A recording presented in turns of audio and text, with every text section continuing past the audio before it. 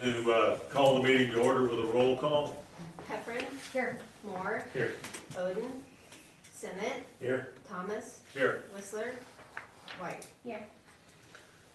Okay, I'd like to welcome the visitors that we have here, and I need a motion to approve the agenda. Motion to approve. Second. We have a motion and a second to approve the agenda. Any discussion? All those in favor signify by saying aye. Aye. Opposed, same sign. We have an agenda. Presentation of the 26-27 budget proposed tax information. Awesome. All right, Cameron. What do I need to do, friend? I had to come up here. Okay. Did you get my email? Oh, I apologize. We have a short presentation to share regarding the tax rate. We are, for another year in a row, lowering the tax rate, so we're pretty excited about that. But we've got some information to show you on how that comes about.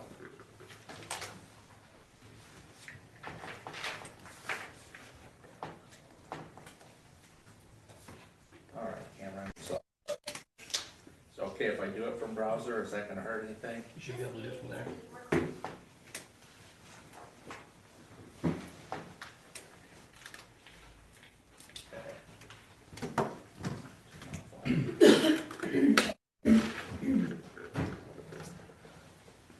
Apologize.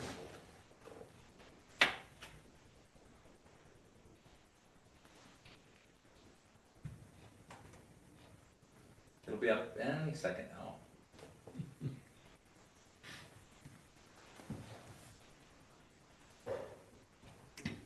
Those are famous last words.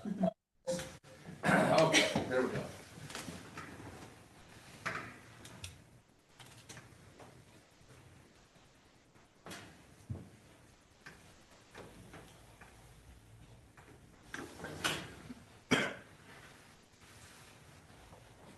All right.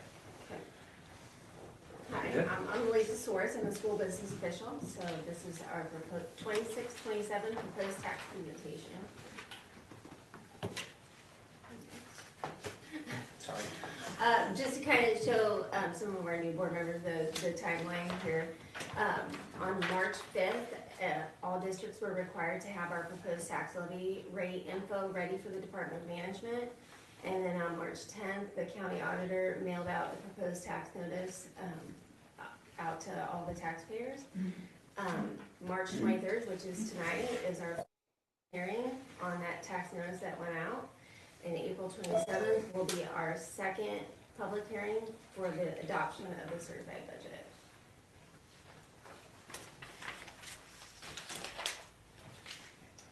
So let's go through some items of what is right with our district budget. Spending is focused and a balanced budget is a priority for both myself and Mark and obviously the board. Measures that the district has taken over the last several years have left us in a good position for ongoing declining enrollment. Our unspent authorized budget is constantly monitored and managed by administration, and unspent authorized budget and financial solvency ratio remains healthy today because of those measures. So what drives our budget is obviously student enrollment. This is a slide of our budget enrollment trend. It looks a little confusing if you look at the years at the end, so I'll just kind of give you an example. For 2027, it says 1,206.1. That was actually our count on October of this year, so 2025. So the count that we do in October of 2025, our funding will actually be for the fiscal year 2027, so it's always a year ahead. So if you'll notice, our budget enrollment trend is obviously declining, and we've had a net loss of 170.3 students since 2019. For next year's count, we are projecting another decrease of 45 students. And since part of the budget hearing is to educate people who are in attendance, the reason there are partial students is some students receive additional weighting based on special education status, English language learner status, homeschool assistance receives a certain weighting that's not a full 1.0, so that's why you don't see like, we didn't like chop an arm off or anything, that's just like, that's why there's partial students listed there. Can we ask questions? Yeah, you got, board can ask questions. So, we're having a decline of students, is this through all the schools, or are we just seeing this here, or is this everywhere? Generally, all of rural Iowa, there's only a few rural districts that are growing. Southern couple tiers of counties are pretty sharply declining. What we're seeing, so next year's kindergarten class, we're bringing in 64 students, but we'll be exiting over 100 students as seniors. So there's a declining birth rate, and so that number for 2028 is a predicted number. That's based on the, was it 4 years before, 5 years before birth rate. I used the model that the state recommends to predict our kindergarten class, and it actually ended up being pretty accurate to what has talked to us through kindergarten roundup. So using our birth rate for our county, we determine what our likely enrollment will be for a number of years into the future. We do level off at some point, but we will see, if the birth rate is a good indicator, we'll see a decline for the next few years before we level off. And when I started in 2019 here in Centerville, we were based on our financial projections on a 10 student decline, and that obviously did not happen, so. Yeah, another thing that was interesting for this year is not only was a change in birth rate, exiting a large senior class and bringing in a small kindergarten class an issue, but also we had 55 students who had lived within Centerville School District boundaries that no longer lived in our boundaries. So like last school year, as of May, I looked at people who had lived within our boundaries, and then count date in October, those who hadn't. So there was a change of 55 students.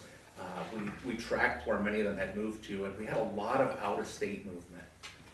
So that was just kind of a weird trend for this year. I plan to track that again in the upcoming year, because I don't know what that data tells us, other than it's interesting to know and to keep on top of that, so we can predict and kind of be ahead of our budgeting year over year.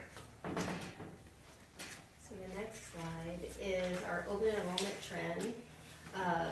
The red line is the students that open enroll into our district, and the top, it's gray, I know it looks white. The top line is open enrolled out, and the bottom white line is the net of the two. So although the trend has been increasing for the net, it was good to see that for this year we did get some more in. Yeah, and well, like we've talked about a little bit at the last couple of meetings, we're starting to hear that some of the work that we've done to do things like add honors and really look at increasing the rigor and making a place where you want your kid to learn is starting to make an impact on some of those. We don't have numbers for next year yet, obviously, but I'd anticipate another improvement year for us on that.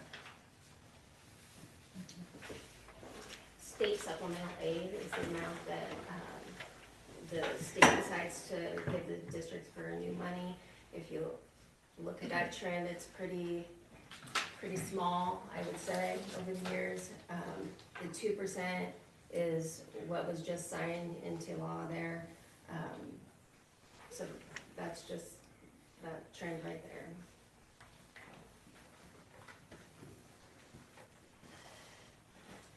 Because of the 2%, that's what we call new money, but if your budget, if your enrollment is going down, if this year's regular program district cost, which is the students times the credit card limit, is less than 101% of last year's RPDC,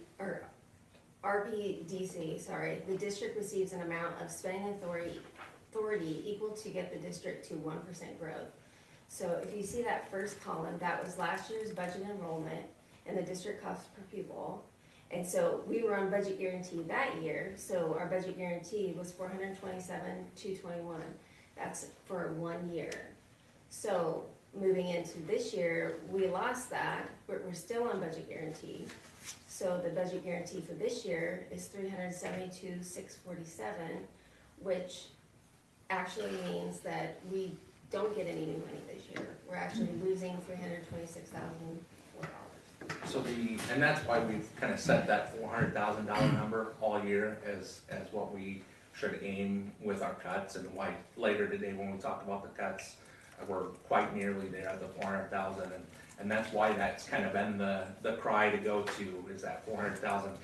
For those who, like, budget guarantee is kind of a wonky thing sometimes. It doesn't mean 101% of last year's budget, it means 101% of last year's, the third row there, regular program district cost per pupil. So it eliminates that budget guarantee from the year before, which makes sense, otherwise it would have constantly come out on itself. So if you kind of look at the trend for past SSA and new money, if the district, if the state says they're giving us 2%, like for last year, it was only a 1% increase for new money. It wasn't actually 2% for us. And so this year, it's actually negative 3.1. You know, we don't have a settlement number on there yet. So we have, for the last number of years, settled fairly well below CPI, because CPI's been pretty high the last handful of years. So we've had a good relationship with the teachers union, that they've been fair with us as we've gone into negotiations on that, recognizing that we're in a tight financial situation. So we're appreciative of that. So what makes up the tax rate? These next few slides will tell you that. There's only very few things that the district actually gets to control. The first slide is the board control levy rates. Cash reserve, we are doing zero cash reserve because we are financially solvent right now and we don't need to do that. Regular PEPAL is 33 cents. And management fund this year is $2.95, and I'll talk more about that here in a little bit. Management pays for property and liability insurance, pays for unemployment. Yes, our natural gas. Instructional support is $1.15 this year, and surplus debt service. So we can do $2.70 for debt service. This year, of the amount that we needed to make our regular payments was well below that $2.70. So we had the opportunity to do a surplus debt levy, which means we're putting an extra 67 cents on there without raising the tax rate, so that we can pay off our bonds and save some interest. That lets us save money in the long run to our community, so kind of a nice thing. Those are levies that the board controls. And then voter control levies are the voted PEPAL, which is $1.30 this year. They can be up to $1.34, but we offset that with some income surtax. So it's $1.30 and this year. And the debt service, what I just talked about, was 73 cents to make those payments.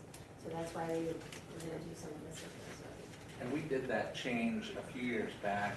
Actually, was it the year before my first year, or was it my first year we added the income? I think that was your first year. Because that was a way for us to be able to lower the property tax rate and kind of spread amongst all people in the community rather than only property owners. So that was a way for us to share the wealth a little bit that way. And then the next rate is the state controlled rate, which is the school foundation formula, and at 2% SSA this year it's $9.82.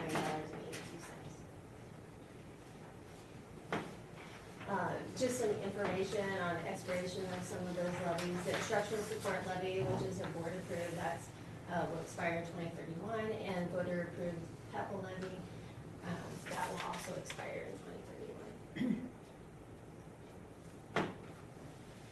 And just to give you some information, so these are the debt service payments that we'll make in the 27 budget year. If you look the sales tax revenue bonds, we've done a lot of projects that did not raise taxes in any way. So those are all projects that we've done that we're just paying with our saved money. And then our general obligation bonds that were voted on, we had two series, the 2021 series and the 2022 series. And the 22 series are actually getting paid off this year. So those are just, yeah. So the proposed levy details for FY27, there's a column for what it is for this year, FY26, and what it is for FY '27. I think the biggest difference there is the management fund, which I'll explain a little bit more about that here in a little bit. But if you, and the debt service fund, we're doing much less this year, or for FY '27 in debt service. So we're able to keep the tax rate at 16.68388, which is 0.00998 cents less than the FY '26 rate. This is just kind of a graph to show you the property tax rates from FY '19 to the proposed FY '27. We've been decreasing since 2021, except for FY '26, we went up 3 cents. That was because we didn't know what SSA was, and if the state would have kept that at 2.25%, it wouldn't have done that. But Yeah, that was one where we're waiting for the final information. I think those who were around the board last year, they hadn't set the state budget yet by the time that we were required to publish our tax hearing information, so we had to publish based off of a prediction from what they had.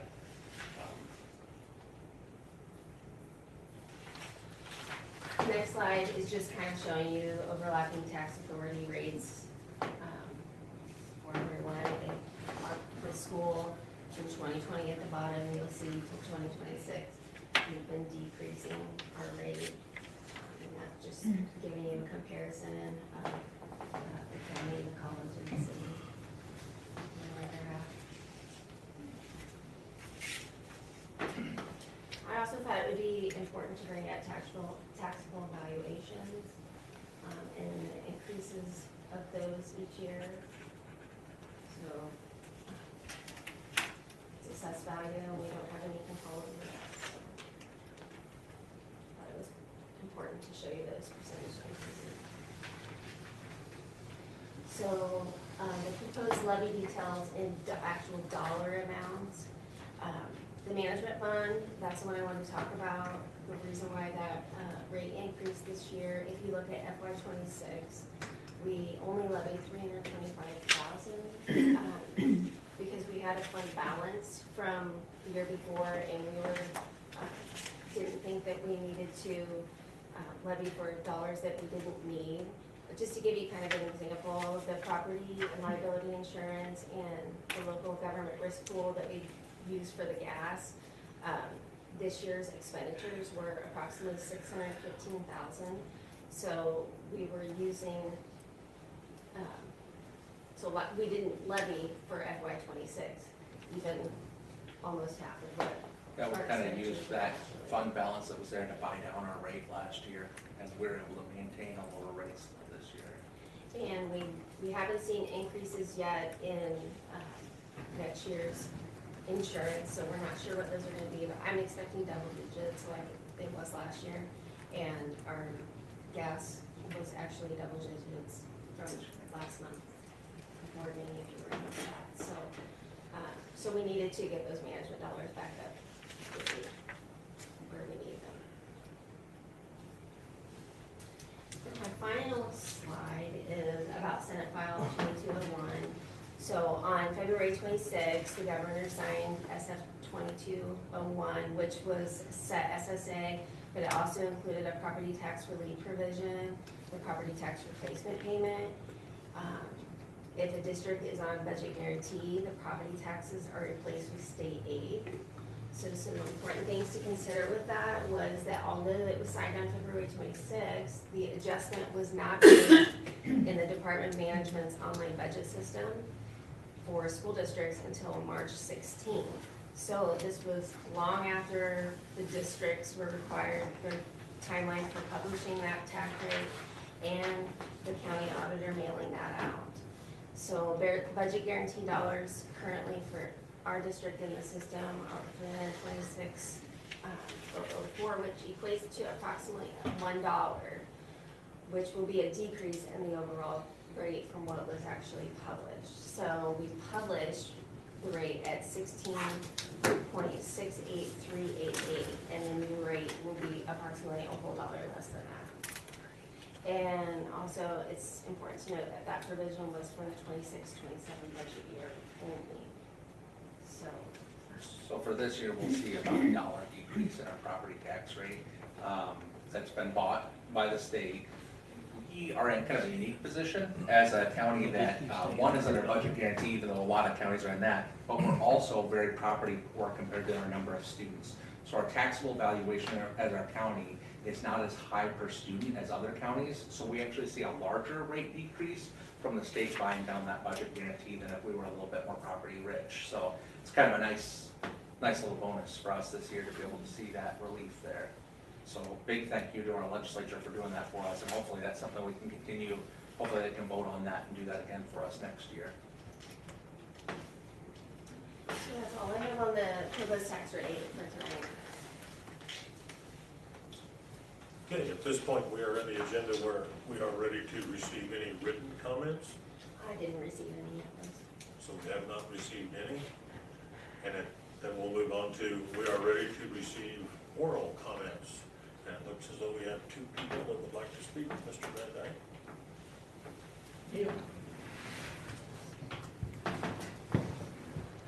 Yes, you're saying that this here $100 for taxes, is that for a year or for 6 months? Where our tax rate, I don't know that I understand the Yeah, question. are you I'm still- sorry. Help me understand. Can you say that again? I might not have. Well, heard. I was saying, this is property tax, Yeah. right? Yeah, And this money you're getting is out of property taxes. yeah. And our property taxes, will it increase $100 every 6 months or every year? No, we're actually decreasing our rate by $1 per, what is that, per thousand. So we're decreasing the rate with the buy down by $1 per thousand. Oh, So like if, I should have done some of that math before so I could give that example. So, I get what you mean by 6 months or a year now. So Yeah. when you pay your tax bill, you mean you pay it every 6 months, or at least that's how we do it, because I never want to pay it all at the same time. We actually, when we receive our payments from the state, that comes from the pot that's collected, or from the county, that comes from that pot that's collected at each 6 month interval there. If that helps. So like when you pay your taxes, it goes into one place, and we get a payment out of that place. oh, then it won't increase our taxes, it'll, Our portion, we're decreasing by $1. There, you'll have county taxes, city taxes, community college taxes, and school taxes. So your school taxes are gonna decrease by $1-ish, right around $1, Oh, I based see. on that. Per thousand. Yeah, now, I don't have no kids in school. right on. My youngest kid is 50 years old. So I just wondered about that, but that was what was bothering me, is if it was gonna increase the property taxes. Sure. Her and I, we're 82 years old, we live on a fixed income. Okay. And I was concerned about that, so that was what my concern was. Absolutely. But thank you. No, thank you so much, and I appreciate it too. That's one of the reasons we really are trying to keeping our rate going down as much as we can, each year. We'll keep trying to buy it down. Thank you. Mr. Hope? Yes, thank you.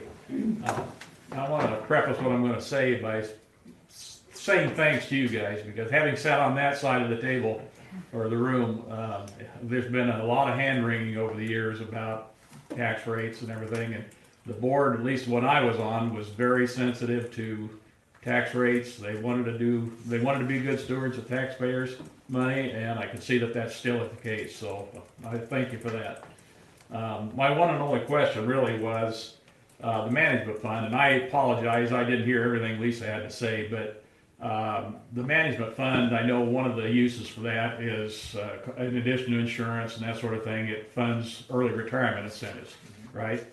And how much of that is kind of earmarked for early retirement? I'd say, kind of looking at what Lisa had for our costs for insurance, it's not gonna be quite as much as maybe you would like to get a good early retirement, because we are, with the decline we're aiming for next year, gonna aim for about another 400,000, so this is probably new information to staff playing along at home, probably another 400,000 in cuts, so early retirement, as you know, is a really good tool to kind of help move that along. But I think we were hoping to get at least 3 or 4 people out of it, with what's in there. Well, that kind of leads me to my next question then would be, do you guys occasionally, kind of evaluate the effectiveness of the early retirement to see how much of an impact it's had on budgets and? Yeah, we actually keep, and this is kind of an inside look at what we do in the behind the scenes. We've got a rolling document where there's a tab for each year. We call it our staff savings document. We look at what are the savings that we actually got for replacing a person. And I will tell you, with the new minimum salaries, which needed to happen for the state, like 50,000 I think is a wise minimum salary for somebody coming in to teach kids. But the amount that you save from that dwindled quite a bit from that. So we can't use early retirement as our only tool anymore. Like back in the day, you used to be able to save $40,000 if you did it right. Well, that was my next question, I guess, was, is it as effective a tool as it used to be? Because now, it used to be, you've got, you had a new teacher coming in at 35,000 and you have an outgoing teacher at say 70,000, there's a lot of savings there. Right. But it's now with the higher beginning salaries, it's everything's compressed. It's pretty tight. But I guess my only concern is, how do you judge that if we give out 3 or 4 early retirement payments this year, how do we know those people wouldn't have retired anyway? And this just turns out to be just a really nice going away present. We've kind of always talked about that at the board table and between the two of us too, to be honest with you. And I think part of that need is the urgency to make those cuts to remain solvent as a district. So when it's a nice to have cut, that's probably not a good time to use an early retirement, because at the end of the day, Lisa and I try to be pretty tight on the money side and on the tax side. So what we are not really interested in, and luckily we align pretty well on this one, is we don't like the shell game of use a little bit of this money to get the same amount of that money there. We want to see something actually give us a big improvement. So if we didn't think that we could get a big improvement right now, a lot of times when you're looking at early retirement, you're hoping that some of those positions, and you really want to be strategic when you offer it based on some of those positions being ones that you don't need to refill. Because then if you don't refill that position, you get the whole salary savings. Which, so tonight when we talk on our cut portion, we're going to talk about one of the FTEs that we cut, we didn't replace, and because that teacher was kind of longer in their career, between their salary, their FICA, IPERS, and insurance, it's nearly $100,000 for that one person. So that's a really good time, and unfortunately we didn't have money to be able to do that this year, but that would be a really good time to take it. Whereas if it's a $62,000 person that you have to hire somebody at 50, it doesn't do as much for you. Right, exactly. So I think you're right. My only concern, I guess, is that's an argument I used to make every year at this time, and I didn't feel like anybody else shared my opinion, but I just felt like we were giving these out every year, and it was expected. It was just something the teachers knew was going to happen, and there was no, one of the things I always felt, right or wrong, was that if you left a little bit of uncertainty in it, maybe it's going to happen, maybe it won't, then people will say, well, maybe I better get out now while the get's good.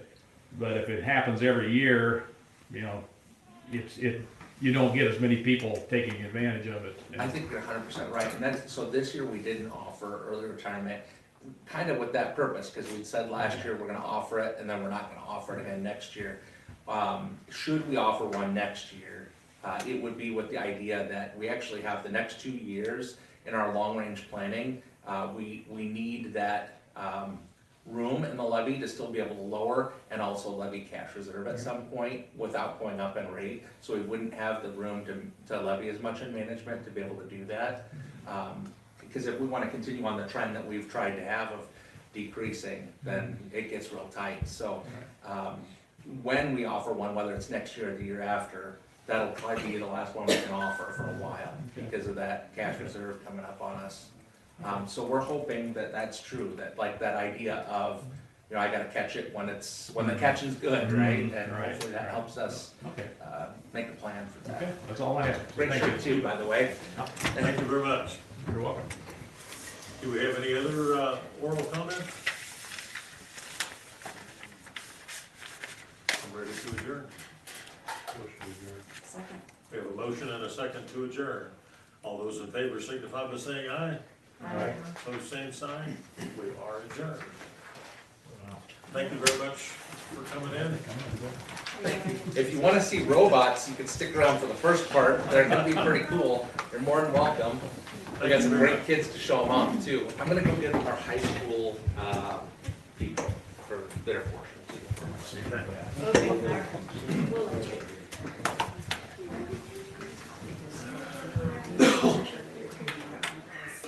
You have to be 55. Let's see, Cassie, I'm sorry. You have to have at least 10 years consecutive in the district.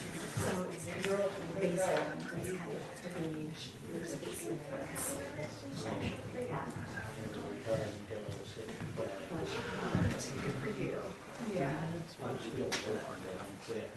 Well, you know, Next year, your wife's is all the way from this year, right? I'm chubbier than I need to be. Yeah. Yes. We need a bunch of. Did you? Yeah, we have to do that. You guys can go through that for the first part and then we'll pull you right up. Okay. She's at Lydia Huntsman. I think we got all of our.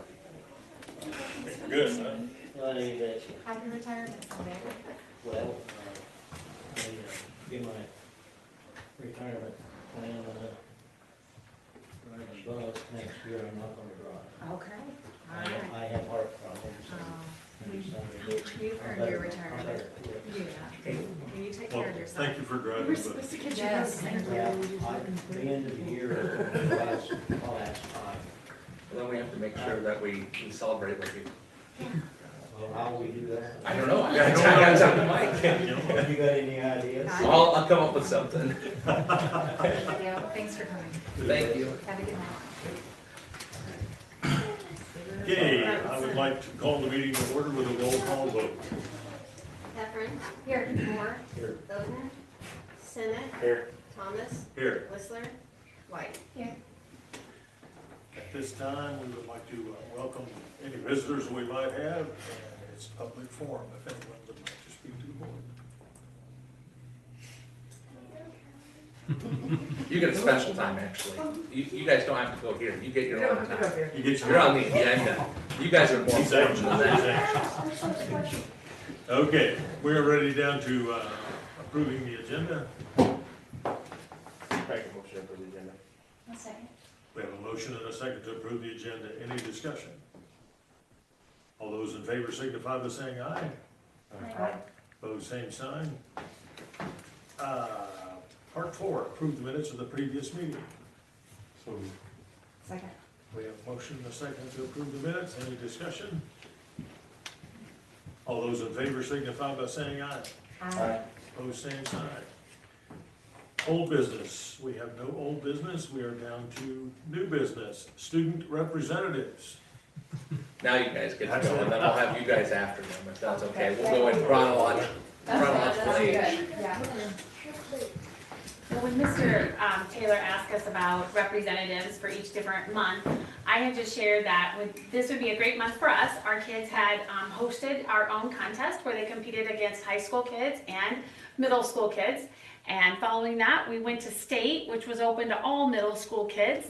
We actually had a team receive a judges award this year. And we had this gentleman's team get the invite to go to Worlds. And so I'm really, really honored to turn it over to Mrs. Mitchell. She's their robotics sponsor, and let her tell you a little bit about it and introduce these young men. Okay. We also had one high school team that competed at our competition and at state. We did invite everybody here tonight, but a lot of them had other activities going on tonight, so they weren't able to make it. If you want to see the robots, I'm gonna leave them in the front office if that's okay, and Yeah, pick that's up in the fine. morning, Yep. so you guys can see them when you go out.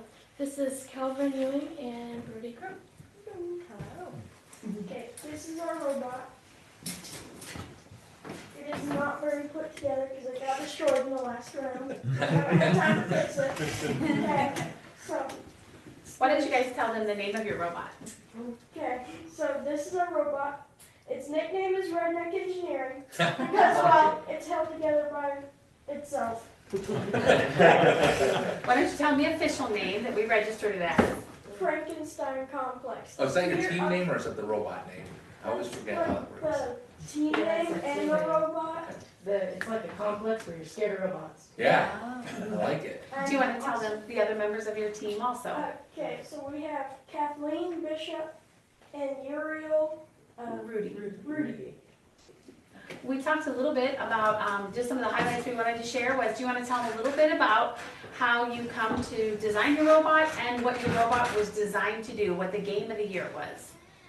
So the game of the year, there's these troughs, and there's a bunch of balls, and you have to get them in the troughs, and there's also lower parts, and there's towers where you gotta get the balls out of from. And then there's two parking spots for both teams. And you gotta empty the balls, and you can park in it for extra points. And this part, the ball goes up, and we can either hold it to put it in a lower trough or put it in a higher one. And then we put our brain right here and our battery so it don't get hurt. And our motors in the middle. These are to make them move a little bit. Can you guys share with them probably your favorite part of what Robotics Club is for you? Teamwork and building the robot. Doing it with friends mostly. I You tell can you, share with the board members what grade you're both in. 8. And then Uriel is in 7th, and then Kathleen is in 8th. So did each of you have a different role for the robot, or how'd that work? Yeah, Kind of, sort of. we all built, but there were different roles. Like, Who gets to drive it? everybody. Everybody. Everybody gets to drive it, but at state, we decided on Calvin because he did the best during all of it, so, I know. that's the one thing I would say to you guys, I just, it's only my second year of being in the building and participating in that and observing that. But I will tell you what, we took these kids everywhere we go, people compliment on what good leaders they are, how polite they are. We go to get a meal, we get done doing something, we load the vehicle. They are always hands-on, glad to help, courteous for each other. They divide and decide who's doing what and how. It's not like Mrs. Mitchell doesn't have to do a lot of, I would say, resetting and coaching to teamwork. These guys really grasp it, and they really do. They offer that respect back and forth to everybody in their team and look out for each other. Is there anything we're leaving out, guys? You want to tell? Why don't you tell them a little bit about what Worlds looks like? Where is Wolves? St. Louis, Missouri. So we were lucky. I will say, in future years, sometimes Worlds happens in other countries. We probably, by board policy, won't be going to other countries. But it was in our country this year, so we got to go. So that was Last year exciting. it was in Texas, and the year before that it was in Japan. Oh, man, as much as I want to go to Japan. Where is it next year? That's a wonderful question, and they will announce that at Worlds. They probably need, if you make it next year, you're gonna need a board representative to go. There we go. I think so. Yeah, oh, yeah. Well, yeah, one year we were invited, one of my high school teams was invited one other year, but it was in Australia. See, yeah. And Mrs. Mitchell kind of always says to me, I can handle this part. I don't like the selling and telling as much to the adults. But this program began 14 years ago because Kim was teaching at the high school and had some kids that were interested in different things. And she was doing the Lego program at that time and checked into VEX, wrote a grant, got the kit sent to them, and actually threw it out. And I'm going to let her tell you some of the students involved in that and a little bit about what that led to their careers. You want to tell them a little bit about some of that, Kim? We got the kit a week before Christmas break and we had to go to a competition, and the only competition that was open was a week after Christmas break. And so Britton Willier was the one that really wanted to do it a lot. And so I sent it home with him over Christmas. The kids worked together, and then I sent it home with him over Christmas break, and the kids met in his house. And they built it and programmed it and everything over Christmas break and brought it back with a running program, and we went to our first competition with that robot. It was they come out with a Clawbot that's designed, that tells the kids exactly how to build a Clawbot. And so every year I used to start with that. And I can tell you, Britton's one of my judges. He flies back here from Maryland every year to judge. And he said, I'm very proud that this year I did not see the Clawbot from Centerville. What does Bretton do now? He is an aerospace engineer. He has his PhD in aerospace engineering. He So got his. perhaps one of these two gentlemen could be that soon, too. We also have another young man, Mr. Butler. Wesley Butler comes back every year to judge, and now he's a manager or supervisor at a web design company. And Kim also brings two from her own house. I'm going to let her tell you about them too. Those 4 young people judged and really direct our own production in our own district. My son, Nick Mitchell, he is a computer engineer with John Deere in Cedar Falls, and works there. And my daughter, Kenzie, is now the assistant city engineer at Atumwa. She Very has her successful civil STEM engineering graduates. degree. And that's what Kim, when we talked a little bit about the program and what it brings to it, it's always been a little bit hard to, and Calvin's probably smiling when I say this, it's hard to focus so much on the robotics because many of the kids are involved in winter sports. And so, we came back and got kind of started to get ready to go to state, and the kids were like, this is perfect, basketball's over, now we can be here for blocks of 2 hours at a time. But those kids, Brody jumps in and takes over, and Uriel helps out. It is really a team effort. And so we're looking forward to this opportunity. We're going to get some practices scheduled. We reached out to AJ. He was one of those kids that was involved in Miss Mitchell's program, and we were talking a little bit about we'll need 3 different colored shirts and some of this stuff. And Kim had actually came up with a design this fall, and her and Jared spent a lot of time getting it all figured out, and Jared actually connected with Danco, and AJ said, we're going to provide the team with with their team shirts, but let's get it opened up so that people can buy robotics shirts and help finance the robotics team. We've had a number of people reach out, and we are actually receiving donations almost every day since it hit, wouldn't you say, since it hit Go Pitch? Yeah, we had an individual, an alumni reach out, 1998 grad. I'm not going to say his name just because he hasn't given me permission to say his name yet. But he said that he'll match up to $1,500 in donations to the robotics program. So I know these guys have some fundraiser ideas they're going to run through, and but he's going to match up to $1,500, and to send them to Worlds. The entry fee alone is $1,800, so it's awesome that he's willing to match that. So we'll send you back some videos. Calvin's the one last year we talked about how, most of the kids coming in from Lakeview don't know much about it. And Calvin said, Ms. Schofield, keep all those pictures, let's make a video. So we're gonna make a video to kind of sell to our 6th grade friends coming in and our 7th, 8th grade friends that don't know what a great program this is, so. Calvin, I feel like that's something AJ probably said when he was your age, and that turned out really well for him. So it's a good move. So. How many different designs did you go through before you came up with this one? We've seen a couple in the video that was shown to us that tells us what to do. And we've seen some that had the rubber band design, and we decided that we wanted to do that because it would look cool. And also the ball was to stay there. Yeah. And then we just we had to make our base smaller to fit everything, and then ran with that. And before each competition, they have to go and be approved by the judges to determine size and height and those things. And then the kids take off and compete, and watch live all day long where they fit and how they sift out with everybody they're competing against. And talking with our alliances to see what they can do, that we can kind of work with them from the other schools. Each match their teams with a different team. So they have to decide, they have to talk to the other people to decide what can your robot do, what can my robot do?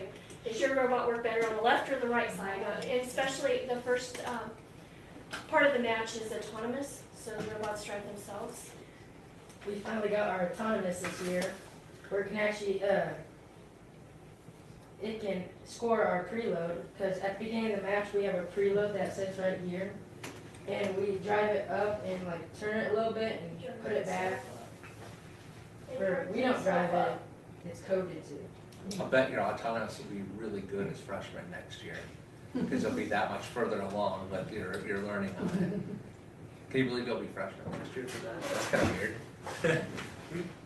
You know, I have to say, everything that you said that you like about doing this and all of these things you have to do to make it happen, all of those are skills that are going to serve you so well in whatever you do. So that's really impressive. These are gonna be two great young men as well as that team that you're gonna be proud to know, because they are definitely gonna be movers and shakers in our world one of these days, guys. You got two of the best representatives in front of us. Good job. Great job. Good job. Thank you, guys. Thank you.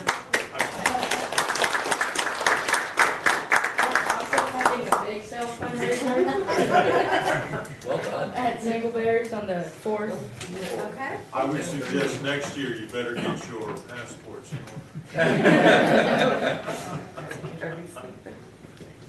All right, Thank we are, Thank you.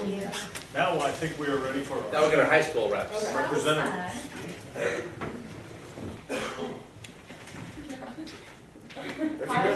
You don't slide over.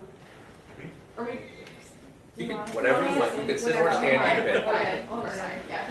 My name is Elena Arnovic. You guys probably all know me. I'm a senior at CHS and I'm in student council. My name's Ava Fennebecker. I'm also a senior at CHS and I'm also involved in student council.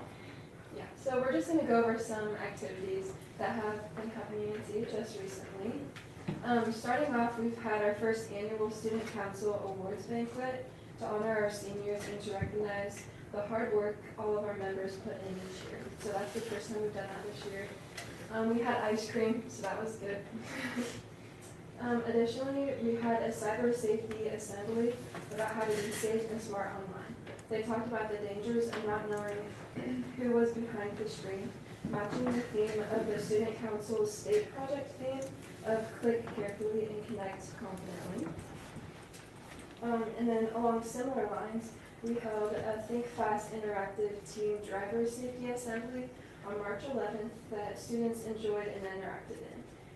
This opportunity allowed students to interact in a fun, real-life scenario on stage, while learning more about how to stay safe behind the wheel. We recently had our second blood drive of the year also. Because we have hosted 2 drives this year so far, we've earned a $500 scholarship for our school.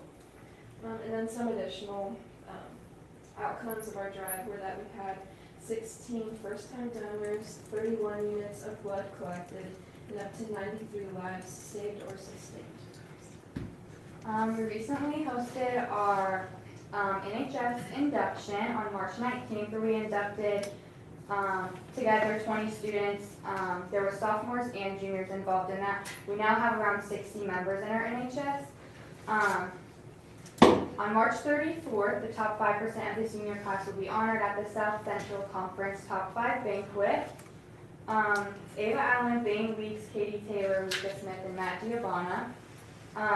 This Friday, March 27th, we are going to be hosting a college and career fair in the high school gyms. There's going to be many businesses from around the area and surrounding colleges, where many students will be able to make connections and first impressions with many people, just to kind of get them out there and get started with different things. What time is that? I think it's all day. 9 to 12:30. Okay, yeah. Each grade will go at a different allotted time. So, track has their second meet tomorrow at Simpson College. They're just getting started with that. Girls soccer practice started today. Boys soccer started last week. We also had a VU scholarship opportunity. Juniors and seniors parents were able to fill out a form allowing them to take our grade point averages and put it out there with VU so kids were able to get together. And Miss Costle's baking class made us cinnamon rolls, and Heidi gave us fruit. And so we were all able to have that breakfast. And you just got to see different scholarships from different matching schools from different states. In Iowa, many community colleges, private colleges, universities, many different schools where you're able to get money. Ava, did you do that? Yes. Did you do it, Elena? Yeah. How was it? Did you guys like it? Was it useful? Yeah, it was actually really eye-opening. I didn't realize that based off like just your GPA that there were so many like opportunities for you to get money from so many schools. Like it's just crazy. I think like I was able to get like $3 million dollars So it's like all from these so schools many out of it. schools. Yeah.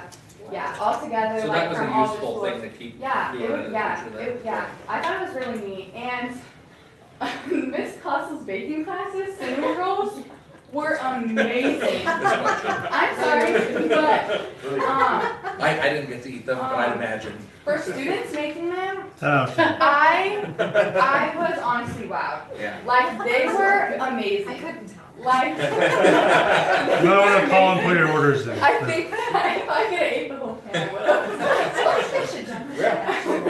Yeah, maybe we need to sample those. before we Yeah, set yeah, that, yeah. like, We've not had a student report quite like this. Yeah, No. kind of heavy now. I just don't know if they get like topped up enough, but they were really good. And I know at least everyone that was sitting at my table was like, wow, this is like really good. Like I just don't think we were expecting. But last thing we have, Red Nutrition worked with FCCLA this weekend, Saturday. They were able to work together with the drinks. We had some FCCLA people go in, and a portion of the sales was donated back to FCCLA. So that was really nice of them.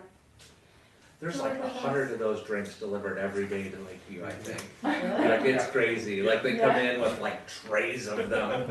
It's amazing. Yeah. But I'm wondering if the cinnamon rolls were any good. I think we need to sample both the drinks and the cinnamon rolls. Did you make that happen? I'll call some people. See what we do. You know something. Robotics could have that at their fundraiser. I think it sounds good. Yeah, Yeah, I'm in for that. That's a good. Thank you so much. Yeah, thank you guys. Thank you guys for coming. Yeah, thank you. Did you guys have any other questions? You just need to come back every meeting. Yeah, you can, right? Okay, perfect. I think there are only a few more meetings until they want to have anything to do with it, and then they're off to do magical things. Yeah. Can you guys come back in June for the June meeting? I was thinking August. I'll jump in August. Good luck with everything Okay, too. yeah, thank you. Thank you. Thank you guys so much. Thank you. Good job. Okay, Okay, now for the less fun part. Sorry, everybody. now, be sure that you understand that during the director reports and the principal reports, that you are free to leave after you make your report. Okay? So, Thank you, Mr. Steve. Taylor, would you like to start us off here? Kate, you wanna go? So, actually just today we got our new terminals and cashier drawers.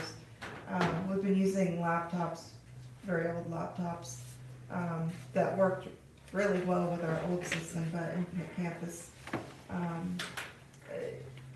their system is driven more to touchscreen, so we've purchased those and I'll be working on getting those set up and then. Those are point of sale systems, right? Yes, yeah, that the cashiers will have as the kids come through the line.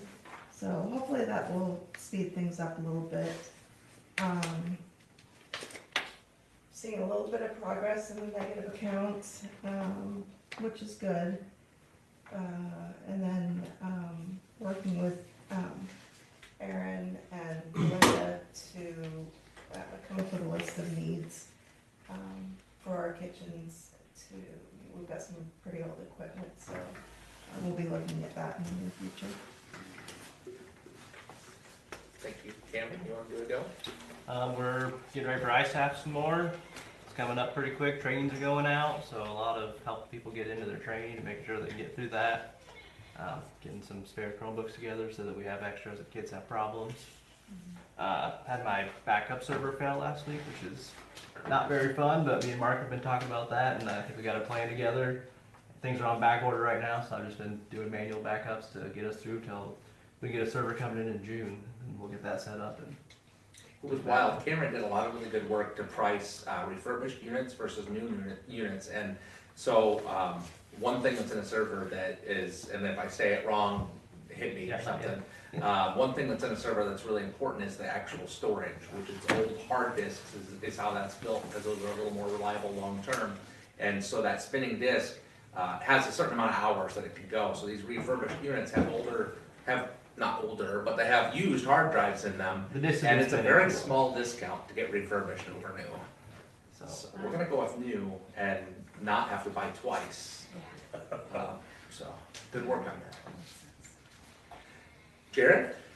My report this month is pretty much just kind of a recap of the different awards and things from all our kids' accolades this winter. A lot of really good positive things they did. If you know anybody that might be a good fit or interested in coaching middle school baseball or softball, send them my way. I'm still sitting at 0 applicants there, so I'd like to hopefully at the next meeting or the one right after that get some rec to hires in so that we're good to go for the summer there.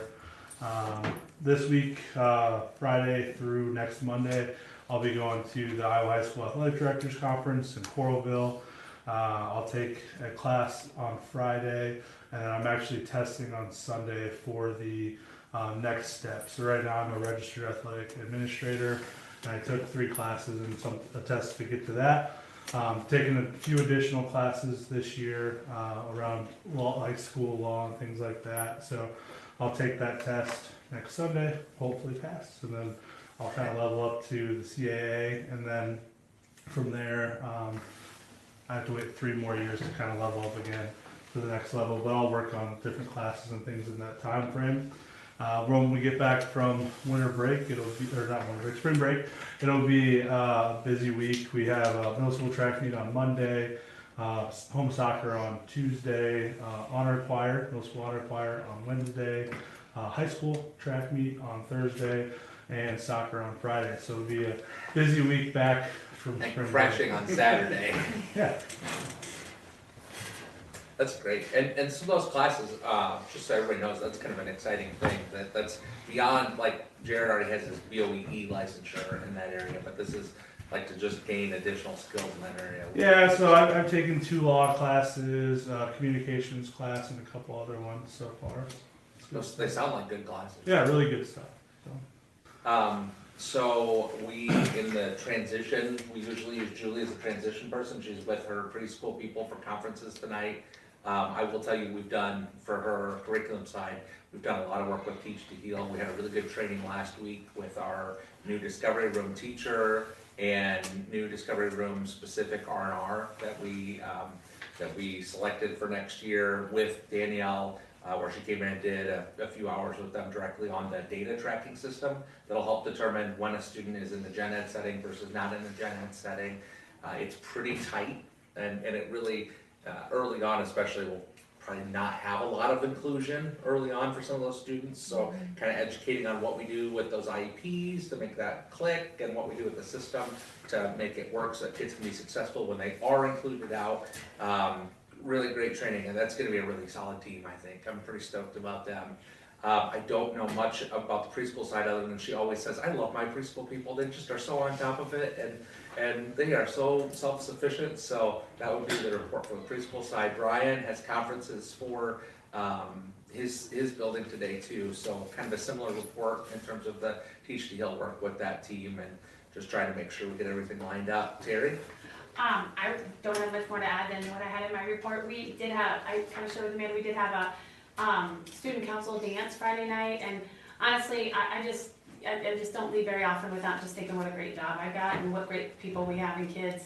There was 61% of our kids there. We have 258 kids in the building, and again, the kids, helped with the concession stand, and the music was played by Mr. Vanderlinden, and there was no behaviors, there was no incidents where we needed to call parents, there was no issues where kids brought things they shouldn't have on school property. Everybody's parent was picking up by 8:15 and the building was locked. So just a lot of good things going on. Sometimes we don't share that enough, so. From a parent's perspective, watching his two sons kind of decide to meander, waiting in line to go up, there was a lot of shyly talking to people of the opposite gender, too, which was kind of funny to watch. So, Jenny, do you have anything? No, excuse me, I have a question. No, I'm sorry. What kind of budget have you got and how far along are you with this robotics trip? Well, feel free to jump in, Jared and Mark. My goal is we can raise the money in the backside if we need to. We didn't want to leave kids out. And when I talked to Mark, he went as a dad. Brian Baker went as a dad and drove a Suburban. So we took 3 Suburbans and went to Council Bluffs. And, like I said, we would never look at a basketball team and tell them you made the top of the team and we're not going to send you. And Mark's like, you're absolutely right. Let's get this figured out and do the best we can. So to get in was $1,800, and we have 4 hotel rooms that you have to buy with the place where you are, which I like that because that tells me they know what we're all doing and how close we are. So we have about $3,600 into it. And I know this gentleman offered $1,500, and I will tell you what, before I came tonight, I had another young lady bring me an envelope, and her parents had donated $210. I had another community member reach out and say, tell us what you need when you get down to it, and offered to make sure that all kids had the opportunity to get what they needed while they were there, or that person would help us too. So I think before we're done, we'll be pretty close to that 3,000 mark, and I think we'll be okay. And the good, not good news, but the way the activity fund works, do you guys remember that PIPES document that we get from ISPIS that shows all the different funds and where the money comes from and what it can be spent for? So our activity fund always has some activities that run at a net negative and some activities that run at a net positive. So I think the fundraising we do here will help get us a little bit closer to zero that way, and if it runs a little bit net negative, it's not necessarily the end of the world as long as we have good net positives in other places. So our kids had good ideas. AJ said, let's get that going with that store, Jared, and got right on that with Danco and that. We have a grandpa who said, let's have a car wash. All I want is kids to come out and put some sweat equity in it. I think I think we're good. And, it's that fine line between we want the kids to have a little bit of elbow grease in it, but we also don't want it to be something where you gotta earn your way, because we just don't do that to kids, and that's not what that's about either. Okay, thank you. Thank you for asking that question, that's important. Can we back up to where you were talking about the training with the? Yes, yeah. Is AEA involved in any of that? So we've had them come to some of our trainings so that they know how to talk the talk with us. And some of that is to kind of prime that pump up. We're gonna have to, like for these students that are in this program, we're gonna have to get really creative in how we write things into an IEP. So they've been involved in a little bit of the training, not all of it, because unfortunately, like you have to buy their time too. So we don't wanna buy a lot of their time just to train them up, but we've had them come kind of strategically to a few things to make sure that everybody is all on the same page. Do you think that, I think board? Yeah, I think so. Because here's the deal, everybody's like, I think we've talked a little bit, everybody's looking for the solution right now. And this is something that's worked in a lot of places to be their solution. And as long as we really do it right, it definitely won't have a negative impact, it'll certainly have a positive impact. So I think they don't come out of their office knowing all the answers, so I think they're trying to come along for the ride with us a little bit. Good. I'm pretty stoked because there's a lot of schools in the area right now that are involved with the Eddyville Consortium that are doing work on this. So when we communicate, like Davis County is one that started a little bit before us, like we're able to see the pitfalls that they ran into to know how to avoid a couple things. Albia started barely ahead of us, I think. Eddyville is doing some work now, so we're all communicating at each of our levels, superintendents, principals, Julie's role, she talks with Kate over at Davis County a lot. So we're able to kind of pick each other's brains, and we've done a little bit of work on, like there's a training this summer is it at Davis County, Jenny, do you remember? Does that sound right? I think it's at Davis It might County. be more, it hasn't been this. Or no, it's at Albia, Okay. it's at Albia. And so we are gonna tag on, because then it'll lower their cost and it'll lower our cost. To have some people go to that same training, to get some of us re-upped on what we did last summer, so, it's kinda nice, cause it's pooling our resources to get a little bit better result out of And I'm it. glad that you mentioned all the other districts too, because you know, again, it's not unique to Centerville. Yeah, You know, the issues that led us to pursue this. yeah, You know, yeah. it's every district and every. There was we had a superintendent meeting, actually, I think it was 2 years ago. Allers had an attorney come to talk to us about student behavior and what schools can and can't do with that. And I was still new enough that I was quiet then, which is weird for me. But some of the more experienced, more seasoned superintendents, like it was to the point of like, well, what are you gonna, you know, like, what can we do? What we have to do something. We got to do these things. And I think that really led a lot of these districts to look into like, okay, if the help isn't coming from the legislators and the help isn't coming from the legal side, what can we do educationally to make an impact? So this It's is hard. kind of that answer. And it's hard not to believe that this is gonna work. When you watch Danielle talk about her experiences in a school with the toughest of the tough, I mean, it's hard not to believe this is not gonna work. I'll tell you what really did it for me, because I was still like, okay, it's good, it's gonna be good for kids, but is it gonna be transformative? When I went up to the place in Minnesota where she worked at, and she said like, okay, so that kid that you just saw, here's the story, here's what all the things were. And then to think about some of those tough stories that align with things that I've seen in some larger districts, and then to see a room functioning perfectly calmly with these kids. Now, I will say, it's a pretty tight system, right? So there's a lot of freedom in a general ed classroom that this system doesn't give that group of students. It's pretty tight, it's pretty clear at what your minutes are, and your minutes are well spelled out. You get 5 minutes of self-time in an hour period, and no more than 5 minutes, and that's time you get to choose what you're doing. So 5 minutes every hour, and that's, every one of those minutes is tracked on their performance tracking system. And then every minute beyond that is a minute towards lowering their percentage that causes them to not be able to, I cannot remember the word that Danielle uses, to go out essentially into other classes. So it's pretty tight stuff, but it seems like it works pretty well for them.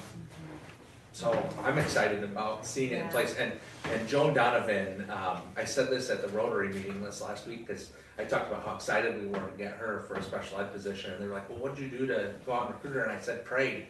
And I think she was like, I told her, I confessed to her, I said, I told people you were an answer to a prayer because you're fantastic at this. And she's just got a great sense of how to help tough kids, and she really loves them. So we're so lucky to have somebody as cool as she is for that.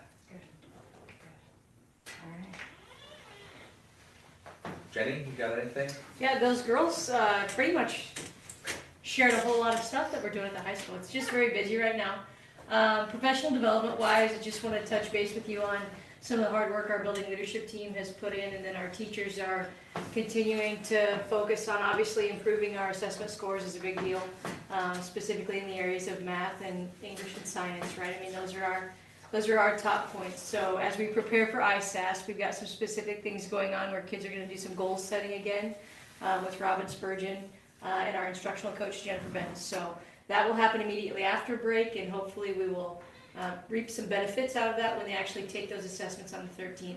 Other PD that our staff is doing, we've been working really hard all year about just really taking a hard look at high quality instructional practice, including some differentiation in what that looks like in a high school classroom, and then really looking at engagement strategies to get kids involved in that learning actively. So last PD day, we finally have finalized a list of things that we think are essential in classrooms underneath each of those 3 areas, and I feel really good about that because it was staff created, and so we're really on the same page with what that should look like and sound like in our classrooms. So I'm excited to move forward with that and break some of those things down and really get to the nitty gritty of how they might use some of those strategies in classrooms. So that's really our professional development focus here as we move through the rest of our spring.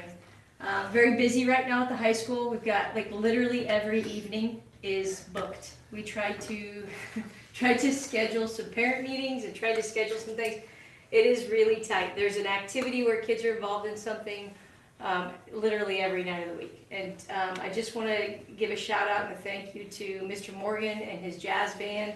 We did have to ask him to share an evening with us, so I asked him to push the Jazz and Java band concert up to 5:30 so that we can follow that with our senior awards night, which is our scholarship night. So we are we are booked with every night between now and the 17th of May where graduation is going to happen. So it's extremely busy. We do have a lot of parent meetings scheduled. We've met with seniors, juniors, and sophomore parents just to talk about planning for next year.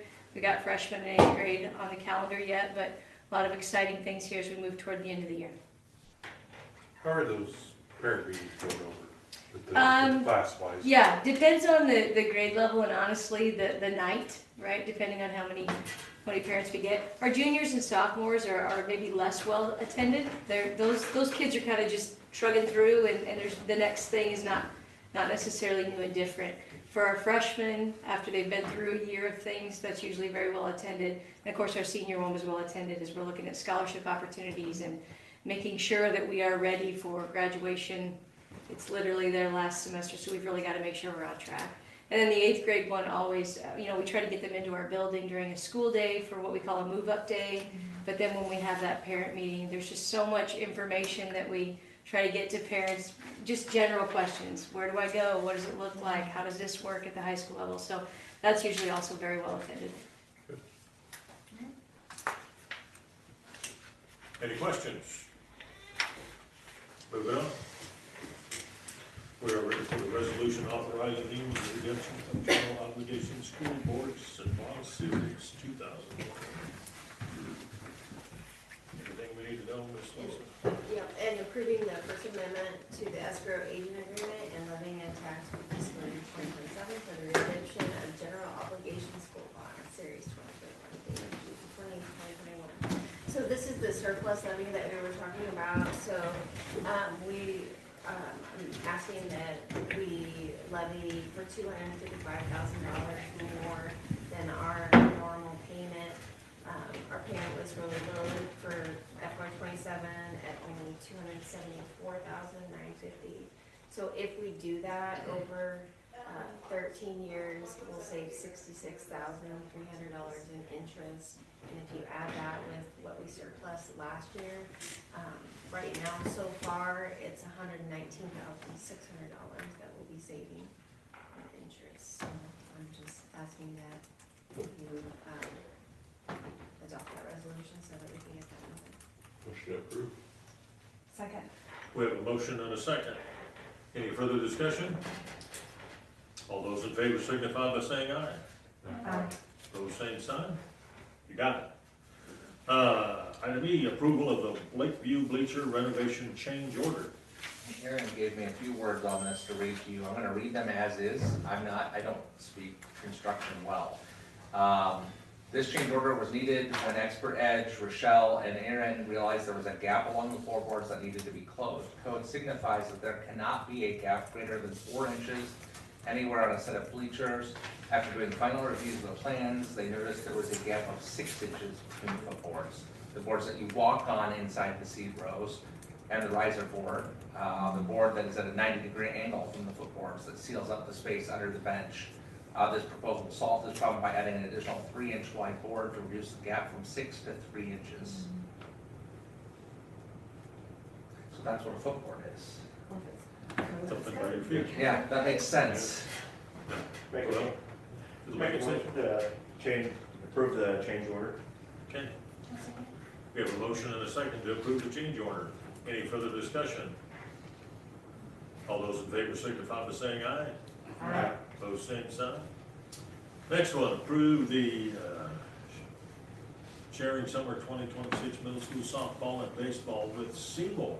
So this is, and it's very specifically coded in this case to Seymour this summer, middle school softball and baseball.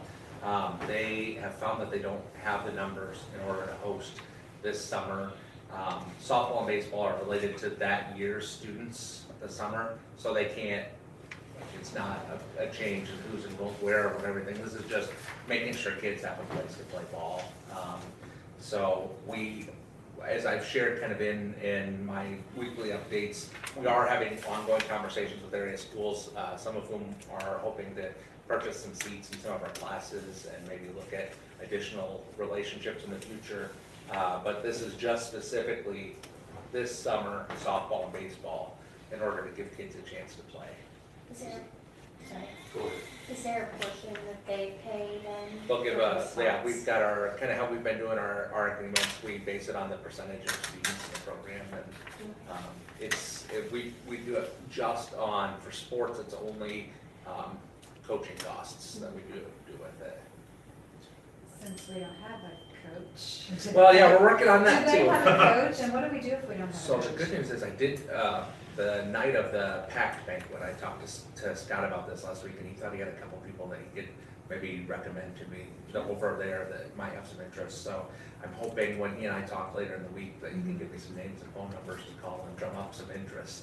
Yeah, it's 0 applicants, I mean, Yeah, yeah. okay. All And right. I'm not good at softball or baseball, otherwise I'd be getting coaching. You don't want to see me go ball. Yeah, fair enough. Not great. Yeah, okay. So if we approved that, it would be contingent on the fact that we do. Have a coach, yeah, yeah, we'll have a coach, I mean, Okay, just yeah. like- We have, so softball, we have an assistant already. Oh. So we just need the head coach. Gotcha. And the assistant would be willing to serve as the head coach if we can't Oh. find one. Oh. Baseball, I don't know for a fact, but I wanna say we had an assistant for that. Do you know, Terry? I don't didn't know if about you guys that. have talked about that one or No. not. I know But people who could help with softball, but I Yeah. don't know anything about baseball. we'll find somebody to coach for sure. We're not gonna let that go without, Good. yeah. I'll move to approve sharing the summer 2026 middle school softball and baseball with Seymour. Second. Okay, we have a motion and a second. Any further discussion? Is this something that you think is good? Yeah, you know, maybe we've talked all this talk, right? Right. About all our, you know, basically we do for For kids. kids, right? Mhm.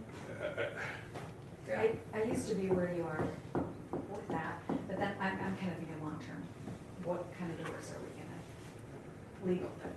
And I think the buying of seats piece is something what some of these area schools have been talking to us about and trying to have a deeper relationship with us in case, I've had at least one area school talk to me about nervousness about long-term budget futures and, so I think we're trying to, my hope with this is to help a neighbor out, but also to let people know like we're pretty decent people and we want good things for the kids. And while I know we're competing for kids, and I know we did a lot of advertising saying, look at all the things we offer that maybe other people don't offer. I think it's going to get real tight in the small schools in the southern half of the state if we continue to underfund CPI at the state level every year as we have for the last 5 or 6 years, to the point where people are talking about early retirements won't be enough in some small schools to make it happen. So something's gonna have to change in the future. What that is, I don't know. I think the state has an idea of what they want. I would argue that I think our state is trying to push for additional consolidation, considering there were reorganization benefits that were proposed at the legislature this year that ultimately didn't pass the funnel this time, but usually it takes a couple of years of getting close to the second funnel before it goes over. So I think in Des Moines, there's probably a lot of hope to see rural schools combine. If I were a person in a small town, I wouldn't want to see my school combined. I'd hang on to my school as long as I absolutely could. But it's gonna get real hard in the next few years, to be honest with you. That doesn't answer your question, I don't think. No, it does, it does. We have to, if not be friendly, we have to appear friendly. And the good news is, these folks are really friendly with us. I mean, like, in our conversations as we've talked about kind of what are options for the future, we've been working with a couple schools pretty tight on maybe bringing a proposal in the future for sharing a slate of things, including buying seats in classes. And I would say both groups have been really open about, you know, we're gonna have to look at how we do things and do things a little bit differently. Both schools that we've talked to, and you know, some nerves about what that means, right? Because that's a big deal. But just recognizing that if we're all in this together and trying to make it happen. I feel like the tone on some of the sharing stuff has shifted in the last year in a lot of areas where you think I mean, it is competitive, but regardless of winning a few kids, it's still, unless you have a certain number of students, it's hard to survive right now. I guess I'm just looking at it from the standpoint of, in this middle school, right, it doesn't affect our numbers and stuff Right. like that. But if we set that as, this is our precedent, and then it evolves into the high school sharing of stuff, and it moves us up different classes and different things like that. That's what I'm trying to. And we've been very clear in our discussions that we will not move up a class, because we are very competitive in 2A in a lot of things, but the landscape of 3A is significantly different. And so one thing that will come in front of this board, we've talked, and this is public record, because it's in my emails and it's in all superintendent's emails, is there was a request from 2 schools to join the SEC that each school will have to officially vote on, and they're from larger communities that you know, aren't dealing with some of these same problems that we're talking about, and I think that's all kind of connected, right? And those are schools that are in 3A or on their way to 3A, whereas we're very much 2A, and we're going to remain 2A for the long haul. We don't see a reason to pop up to 3A to add a body or 2. And we've been pretty clear as we've talked that we can't do that for any reason. I think we could go to the Dome in football, by the way, next year, so. Any other further discussion? All those in favor signify by saying aye. Aye. Opposed, same sign. Thank you Motion all. carries. I'm on the same page. You know, you think about the, you know, districts are gonna have to reorganize, you know, down the road. What that will do for the 2A, 3A. You know, Yeah. how's that gonna shift?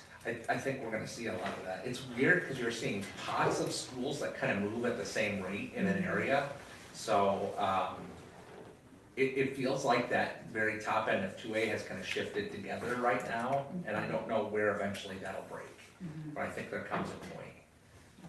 We've been watching those beds enrollment numbers a lot for that purpose. Our beds enrollment is really high right now for what it's going to be in our district, because our largest class sizes are kind of in that realm. Whereas when we talk about bringing in 64 kindergartners, our beds enrollment will be very low. By that point, we'll be in the kind of mid part of 2A then. We are on to item G, approved reduction in force, 2 elementary classrooms FTE and 1 elementary intervention. So, to kind of give you the information on what these positions are, one of the FTE of elementary classroom is a position that was vacated by Deb Eddy with her retirement. The other is there is a person currently in that position. And the elementary intervention, there's currently a person that in position. So this is a reduction in force, actually. I will say on your table today, we've listed as an involuntary transfer, but I've had good conversations with our interventionist who's gonna move to Strat-One. And I won't say she's excited, but she's ready. She's got a good mind for it, and she recognizes, you know, where we're at on that. And we're gonna offer a lot of support to make it comfortable for her and make it good.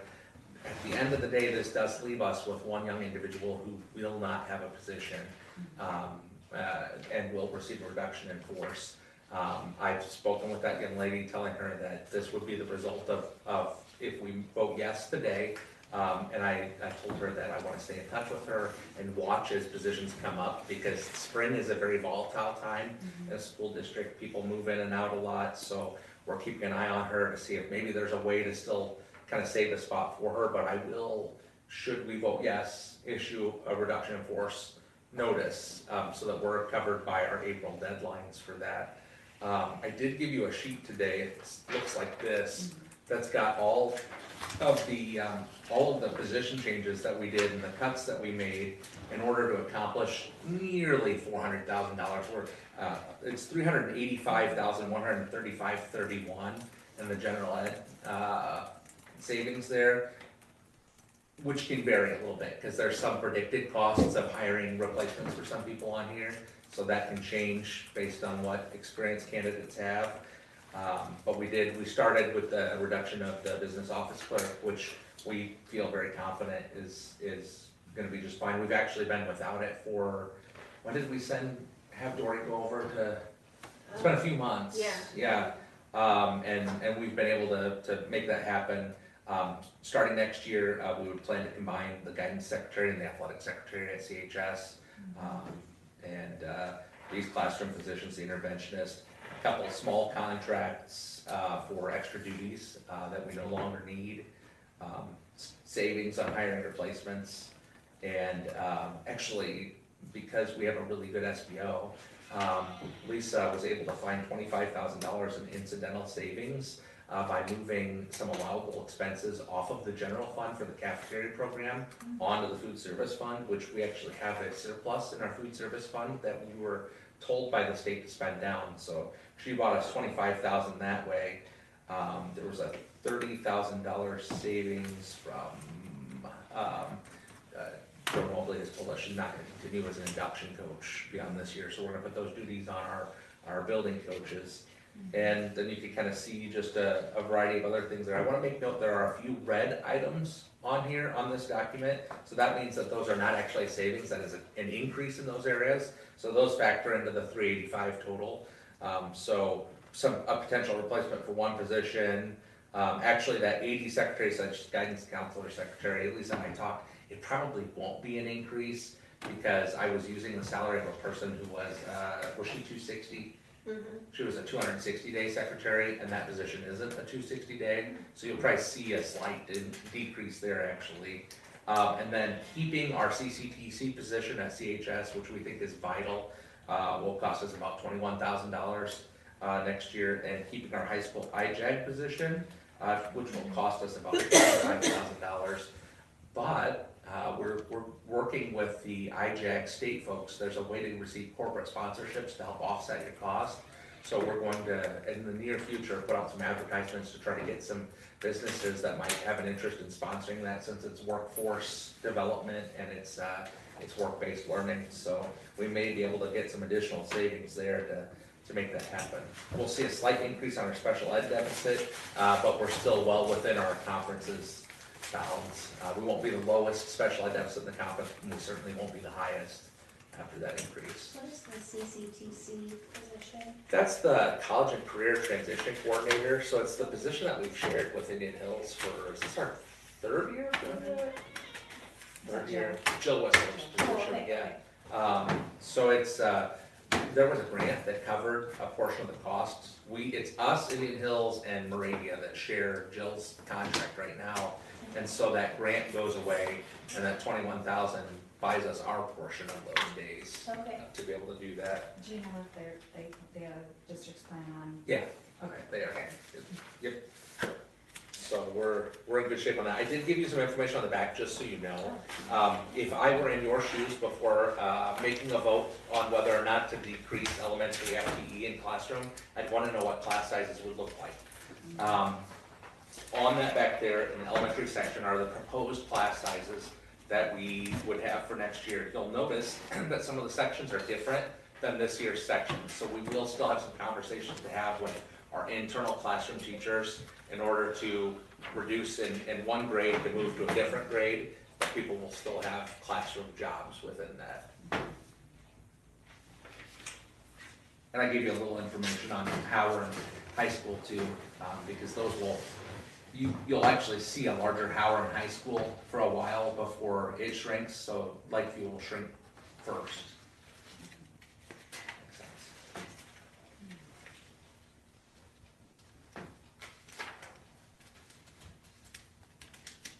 Motion to approve. Second. We have a motion and a second. Any further discussion? All those in favor signify by saying aye. Aye. Opposed, same sign. Item H, approved personnel business procedures.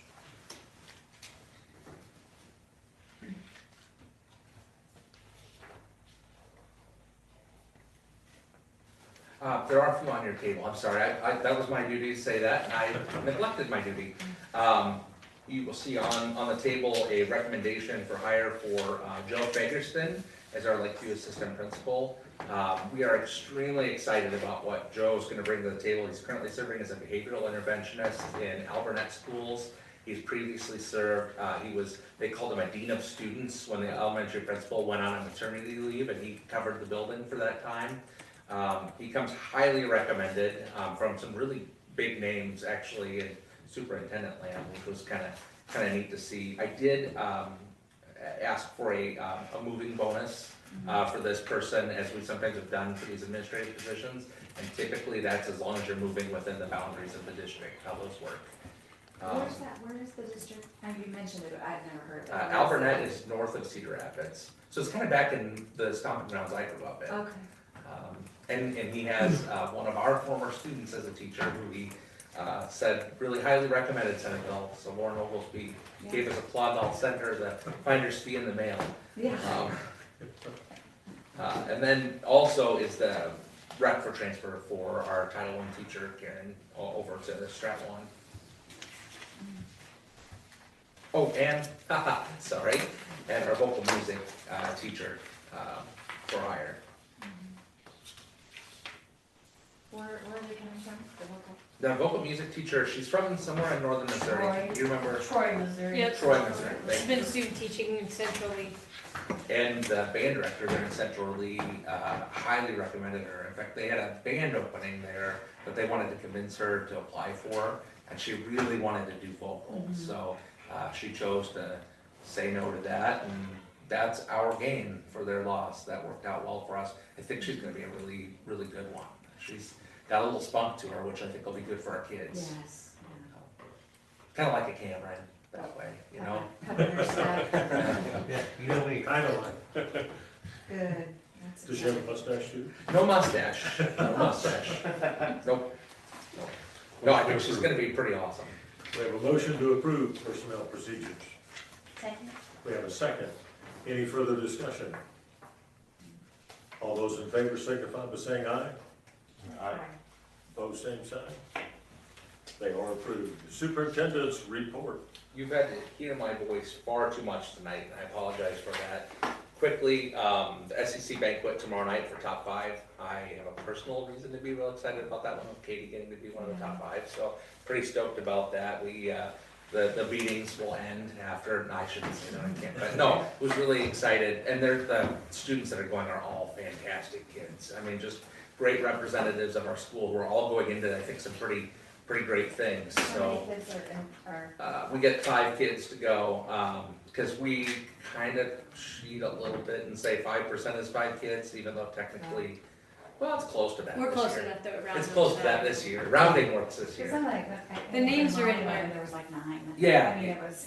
Yeah, and I think if you get like a tie on some things, they don't really care how many you send. Yeah. They don't get too on you, but you're supposed to aim at the top 5%.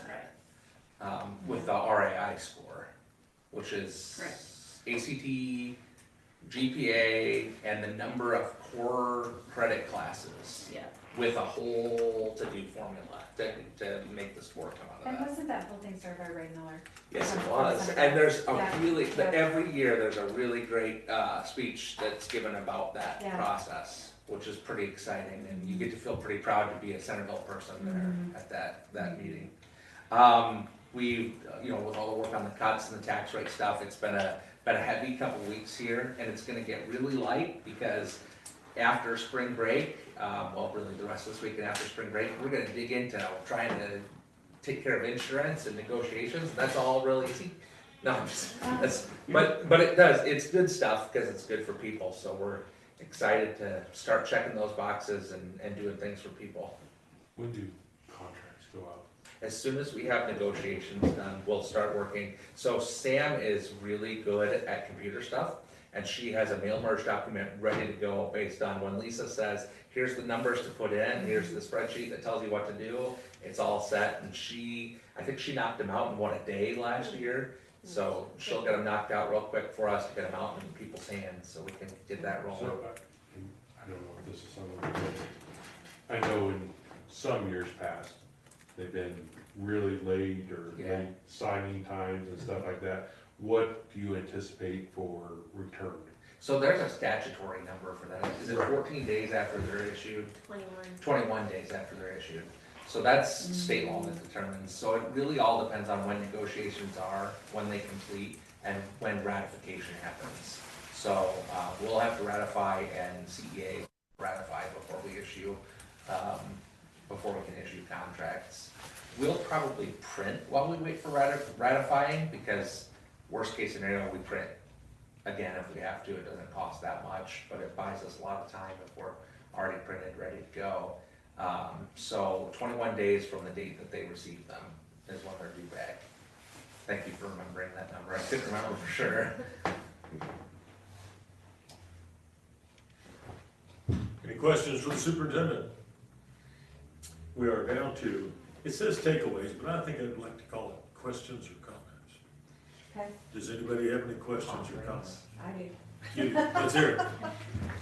I kind of wrote them down. I'm really excited about the career fair on Friday. In the past, I haven't been able to go, and I can this year, at least part of it, and I'm just really looking forward to that because I've heard wonderful things. But the second thing we haven't talked about tonight, but I'm bringing it up, is graduation. And for the last 2 years, I am on this year. I have to be on this year, and I have to be like shaking a hand because this class is just. I think So we're gonna put you right up front. I just have to, there's gonna be some hugging. There's gonna be some hugging. Well, I'll say I'm happy to stand back and let you guys have. I'm claiming that. You are Just prime. making that known. You've been doing some, Practicing in the mirror. It's just, got my Well, red shoes all ready. it will be good to see you then. Well, okay. All right. And then what's the date? The 17th? Yes. That sounds right. Okay. Yep, okay. Sunday the Okay. 17th at 2:30. Back up my game if you got red shoes. I wore my red shoes last year. No, 2 years ago. Okay, Okay. I missed it. Yeah. I wasn't on my fashion All shiny. sense yet. Anything else? Dorothy shoes. I also, it wasn't on the agenda, but kindergarten roundup, I have a little boy that went to kindergarten roundup and he is so stoked. So I know Brian wasn't able to give his report, but I think that went really well. They do a good job, don't they? Everything was ready to go and organized, and it was a slick little process, so, Yeah. Kind of nice to see them excited, isn't it? yes. What a great team of teachers too. Yeah, it You know, is. I'll cross more, but I mean, kindergarten, you've got to really. There's a lot of good You've happening gotta. there. It's scary. Yeah, well, For you. Well, they attack you. That's, Oh, Scary. you're like kindergarten cop. Yeah. Uh-huh. it's not a It's fantastic. I just want to talk real quick, I don't know if everybody knows about the program that started, I think, this semester in high school, where the kids are going out and actually working Yeah. in their fields that they're interested in. Fantastic. Fantastic. I've heard nothing but good from that whole program. So, We doubled the number of students from first semester to second semester. Ah, That's yeah, awesome. is that a Jill thing? That's an Elizabeth Weinberg thing. That's, yeah, Okay, all right. Thank you, incredible. Lisa. Good. that's pretty awesome stuff too, yeah. Anything else? All in, all done? I'm waiting. What's it here? Second. Motion and a second to adjourn. All those in favor, signify by saying We don't aye. waste time. All right. We are adjourned.